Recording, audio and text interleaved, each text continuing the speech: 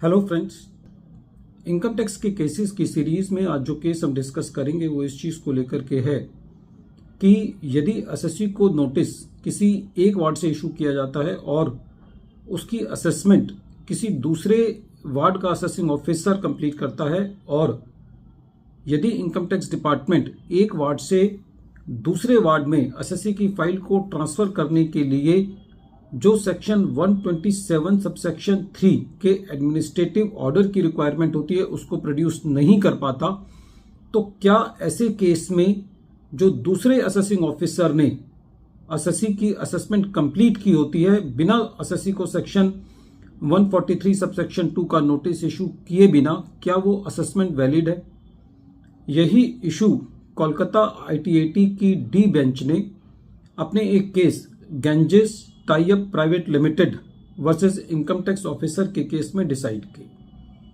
ये case 127 ITR short notes 41 पर report हुआ और इस केस का जजमेंट 14 अक्टूबर 2025 को आया। प्रेजेंट केस असेसमेंट ईयर 12-13 से रिलेट करता है। प्रेजेंट केस के अंदर एसएससी ने जो अपनी इनकम टैक्स की रिटर्न फाइल की थी वो वार्ड 35-4 के अंदर की थी और एसएससी ने अपनी रिटर्न के अंदर लॉस दिखाया था। एसएससी को सेक्शन 143 सबसेक्शन 2 का नोटिस इशू किया गया वार्ड 35-4 से। उसके बाद एसएससी की फाइल दूसरे वार्ड के अंदर ट्रांसफर कर दी गई वार्ड 6-2 के अंदर, जिसके द्वारा एसएससी को सेक्शन 142 सबसेक्शन 1 का नोटिस इशू हुआ। उसके बाद एसएससी की फाइल एक बार फिर ट्रांसफर कर दी गई वार्ड 9-2 के अंदर और फिर दोबारा वार्ड 9-2 के ऑफिसर ने एसएससी को सेक्शन 142 सबसेक्शन 1 का नोटिस इशू किया। जो notice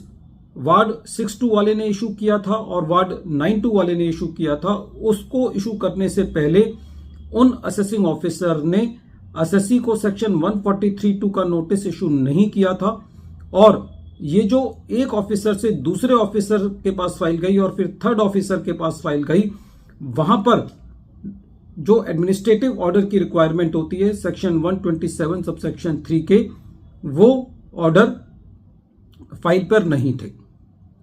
during the assessment proceedings assessing officer ने क्वेरी करी, वार्ड 9-2 के ऑफिसर ने, एसएससी ने अपने सबमिशंस दिए और असेसिंग ऑफिसर ने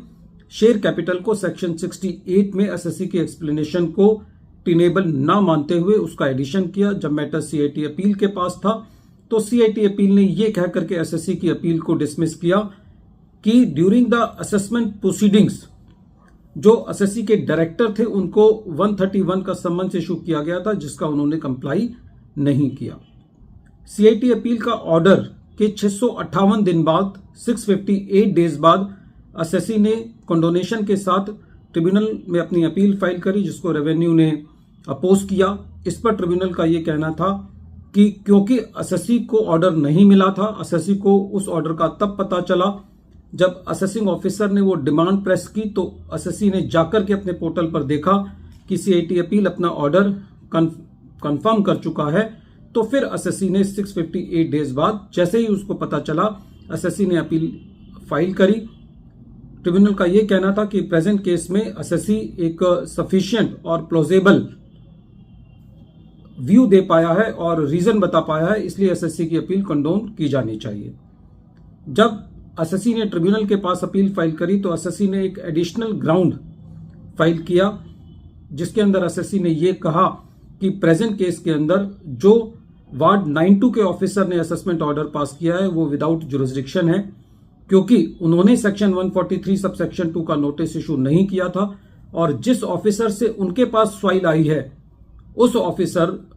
से फाइल आने में जो principal commissioner of income tax है, जिसके पास उन दोनों ऑफिसर्स का कंट्रोल है, उन्होंने सेक्शन 127 सबसेक्शन 3 का ऑर्डर पास नहीं किया है। इसलिए ये जो नोटिसेस इशू किए गए हैं ये विदाउट जुरिस्डिक्शन है।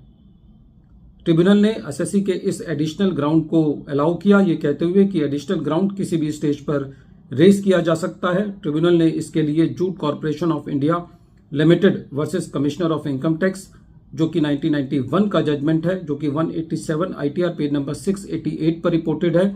और दूसरा celebrated judgment NTPC limited versus commissioner of income tax, जो कि 1998 का जजमेंट है और जो 229 ITR पेज नंबर 383 पर रिपोर्टेड है, उसको बेस लेते हुए एसएससी के एडिशनल ग्राउंड को अलाउ किया। जब इस एडिशनल ग्राउंड पर सुनवाई हुई तो ट्रिब्यूनल का ये मत था कि क्योंकि एक ऑफिसर से दूसरे ऑफिसर को फाइल बिना एडमिनिस्ट्रेटिव ऑर्डर के ट्रांसफर नहीं की जा सकती और जो डिपार्टमेंट का रिप्रेजेंटेटिव है वो 127 सबसेक्शन 3 का ऑर्डर प्रोड्यूस नहीं कर पाया है, इसलिए ये सेफली कहा जा सकता है कि जो असेसमेंट प्रोसीडिंग्स वार्ड 92 के ऑफिसर ने कंप्लीट करी वो विदाउट 143 सबसेक्शन 2 के नोटिस को इशू किए बिना की, और ऐसे केस में सारी असेसमेंट प्रोसीडिंग्स जो हैं वो बैड इन लॉ हैं और असेसमेंट प्रोसीडिंग्स को क्वेश किया। वीडियो के अंत में एक बार फिर मैं केस का नाम रिपीट कर रहा हूं। केस का नाम है Ganges tie up private limited versus income tax officer, और ये केस 127 ITR शॉर्ट नोट्स 41 पर रिपोर्ट हुआ और इस केस का जजमेंट 14 अक्टूबर 2025 को आया। Thank you friends.